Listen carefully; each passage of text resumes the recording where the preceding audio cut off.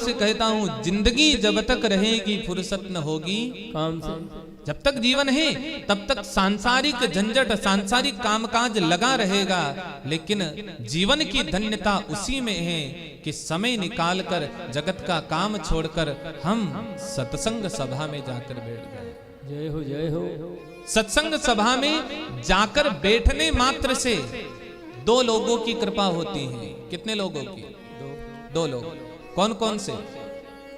जैसे ही हम सत्संग में जाकर के बैठे तो पहली कृपा होती है गुरु की, जो हमें कथा सुनाते हैं। पहली कृपा किसकी? गुरु की।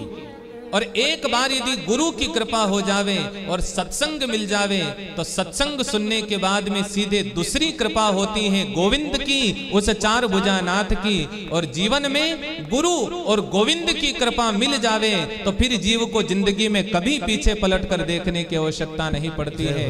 इसलिए जीवन में सावधान रहना चाहिए कि जब भी सेवा करने का मौका मिले, सेवा करने का अवसर मिले तो तुरंत व्यक्ति को सेवा के कार्य में लग जाना चाहिए।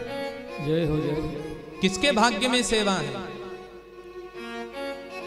आप गौ सेवा करें, आप दीन दुखियों की सेवा करें, घर में जो बड़े बुजुर्ग हैं आप उनकी सेवा करें। सुनकर बड़ा कष्ट भी होता है, दुख भी होता है कि जहां हमारे भारत में कहा गया है सर्वदेव मयो माता सर्वदेव मयो पिता, आज उसी भारतवर्ष में कई कई सारे वृद्धाश्रम खोले जा रहे हैं।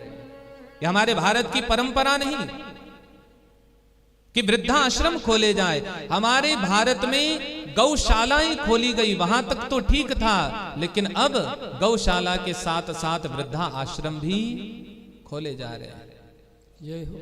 नहीं नहीं भैया, यदि घर में ही रह करके सेवा कर ली जावे तो वृद्धाश्रम की जरूरत नहीं पड़ेगी।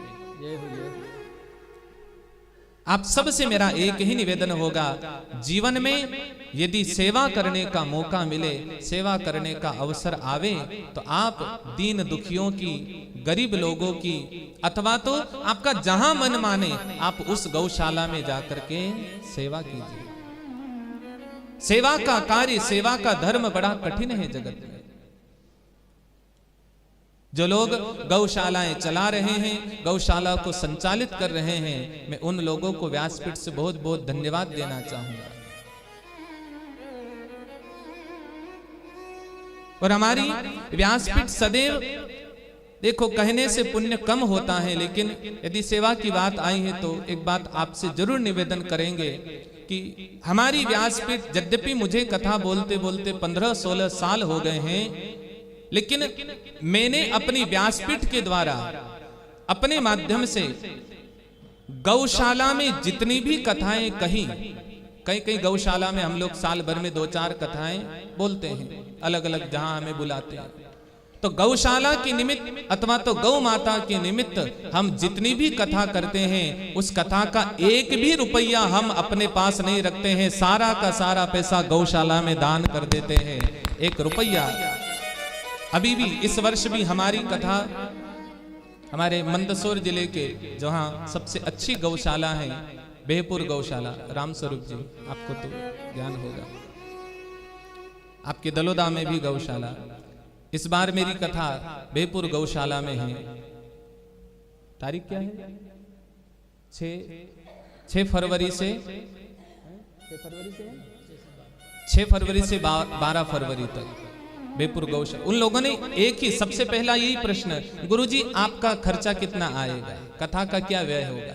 मैंने हाथ जोड़कर कहा, मैंने कहा कि नहीं साहब, मुझे कुछ नहीं चाहिए, बस साल भर में हम लोग 25-30 कथाएं कहते हैं और 2-4 कथाएं गौ माता के निमित्त गौशाला में यदि हो भी जावे तो हमारा कुछ बिगड़ने वाला नहीं है। इसी माध्यम से कम गौ सेवा हो जाएगी और गौ माता की सेवा से हम आप सब लोगों को लाभ और हमारा कल्याण हो जाएगा। जय हो जय हो। सेवा जरूर करनी चाहिए। राम जी को देखिए, मुनिवर शयन कीन तब जाई, लगे चरण चापन 2 भाई। जय हो जय। दोनों भाई गुरुदेव की चरण सेवा करने लगे। बार बार गुरुजी ने कहा, राघव तुम पैदल चलते चलते आए हो, तुम थक गए होगे, तुम्हारे शरीर में कष्ट हो रहा होगा, जाओ राघव जाकर के सो जाओ। बार बार गुरुदेव ने आदेश दिया और बार बार जब गुरु ने निवेदन किया है तब भगवान रामचंद्र गुरु जी को प्रणाम करके गुरुदेव को वंदन करके स्वयं अब शयन करने के लिए गए हैं, स्वयं शयन करने के लिए पधारे। जब भगवान रामचंद्र सोने के लिए गए, शयन करने के लिए गए, तो यहाँ रामायण का प्रसंग देखिए, कितना ज्ञान देने वाला, कितना अद्भुत रहस्य हमें देने वाला। जब भगवान रामचंद्र सोए हैं तो अब लक्ष्मण जी महाराज अपने प्रभु श्री रामचंद्र की चरण सेवा कर रहे हैं। जय हो जय हो।